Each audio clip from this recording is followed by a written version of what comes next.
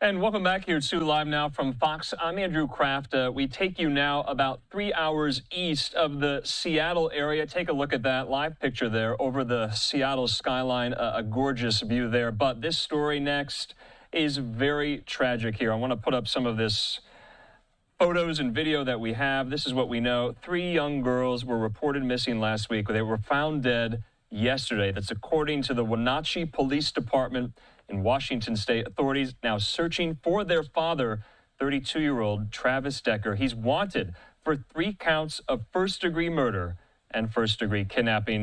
This is somewhat of a theme here on Live Now over the past couple of weeks. Manhunts in states like Louisiana, Arkansas, and now Washington State for this father. Our colleagues at Fox 13 Seattle, including reporter AJ Janavel, they're on this story, and AJ joins me live. AJ, thanks so much for being with us here on a really, really difficult story to tell. Get our viewers up to speed if they're just coming to this story for the first time. Andrew, it's just a tragic situation, and you kind of hit all of these specifics that we have been finding out over the last few days. So the way it started was this incident happened around Friday. This father had a scheduled visit with these 3 girls, all under the age of 10, all his daughters. But when he did not show back up to drop these young girls off, that's when this search began. Throughout the weekend, as well as throughout all of Monday, we were hoping and waiting for the best case scenario, looking for answers. A massive search, including different agencies in this area, looking for those 3 girls. Their names, Peyton, Evelyn, and Olivia, all under 10 years old, all sisters. We found out this morning that investigators found the bodies of all 3 of these sisters a short while away from this Wenatchee area where we are, in a town called Leavenworth, Washington. But what investigators have not found is that suspect, the father, Decker. He's 32 years old. He has an interesting history. Investigators say he's former military. They believe that he has a special set of skills because of his background in the military that makes him even more dangerous than a normal person. They also believe that he could have a gun. So they're warning the community because the biggest thing right now is finding this suspect. But the concern is how dangerous he is because, as you mentioned, investigators believe that he killed all 3 of his children. So what they're asking is anyone who has any information or even sees Decker in the community to immediately call 911, to not approach him in any way, shape, or form. Now, we are in Wenatchee. This is where those little girls lived. All 3 of them went to an elementary school down the street. And behind me, in less than an hour, there is a vigil that is planned with members of that school, with members of the community.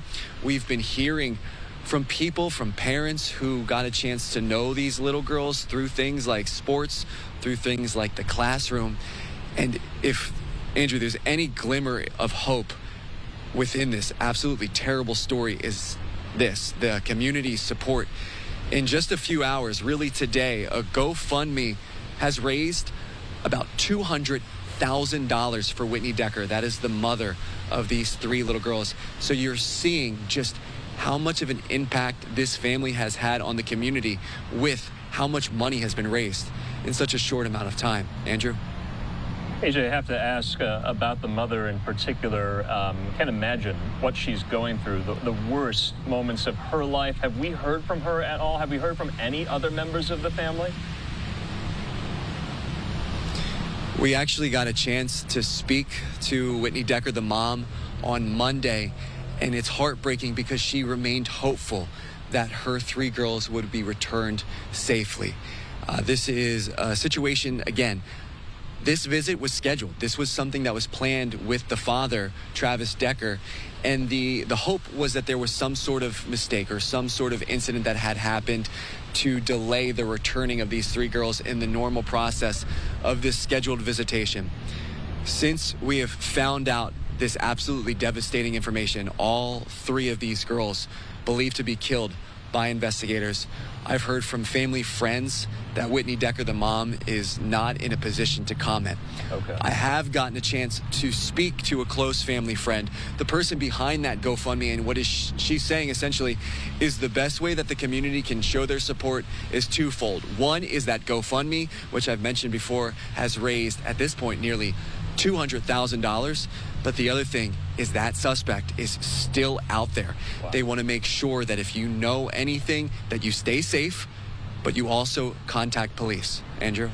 Yeah, and AJ, at the top of the next hour, to your point, this vigil will be underway. We're going to take that live here on Live Now. Another key item of this story that a lot of people are fixating on is the fact that the Washington State Patrol was contacted on Friday night to request an Amber Alert, though it did not meet the requisite criteria to issue such an alert. Are there questions about why? Andrew, we've been digging into those questions for the last 2 days as you've kind of brought that up. Essentially, an Amber Alert's goal is to make the community aware as quickly as possible that there is a need for assistance.